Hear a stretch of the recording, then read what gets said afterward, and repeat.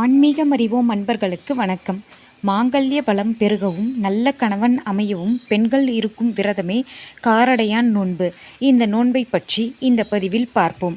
ஆன்மீகம் அறிவோம் சேனலை இப்போ தான் தடவை பார்க்குறீங்கன்னா சப்ஸ்கிரைப் பண்ணிக்கோங்க. பக்கத்துலேயே வர பெல் பட்டனையும் அழுத்தி வச்சுக்கோங்க. நாம் போடுற ஆன்மீகம் சம்மந்தப்பட்ட பதிவுகள் உடனடியாக உங்களுக்கு நோட்டிஃபிகேஷனில் வரும்.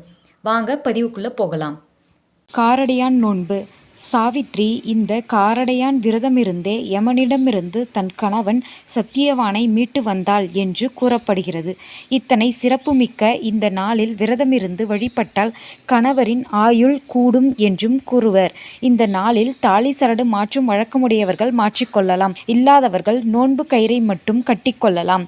காரடையான் நோன்பு நாளை 14/3/2024 வியாழக்கிழமை வருகிறது.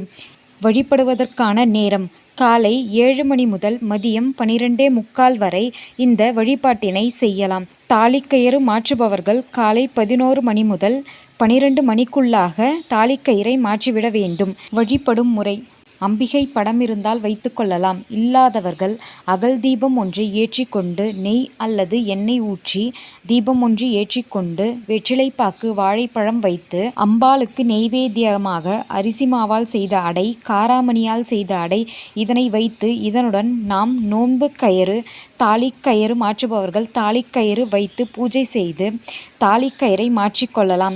இந்த காரடையான் நோன்பு வழக்கத்தில் இல்லாதவர்கள் நாளை அம்பிகைக்கு தீபம் ஏற்றி வழிபடுவதனாலும் இந்த பலனை அடையலாம். இந்த காரடையான் நோன்பினில் விரதமிருந்து வழிபடுவதனால் திருமணமான பெண்களின் கணவனின் ஆயுள் கூடும் என்றும் பிரிந்த கணவன் மனைவிமார்கள் ஒன்று சேர்வார்கள் என்றும் கூறப்படுகிறது. திருமணம் ஆகாத பெண்களுக்கு விரைவில் திருமணம் நடந்தேறும் என்றும் கூறப்படுகிறது. இந்த பதிவு உங்களுக்கு பயனுள்ளதாக இருந்திருக்கும்னு நினைக்கிறேன். இந்த பதிவு உங்களுக்கு பிடிச்சிருந்தா லைக் பண்ணுங்கள், ஷேர் பண்ணுங்கள். ஆன்மீகம் அறிவோம் சேனலை சப்ஸ்கிரைப் பண்ணுங்கள். நன்றி, வணக்கம்.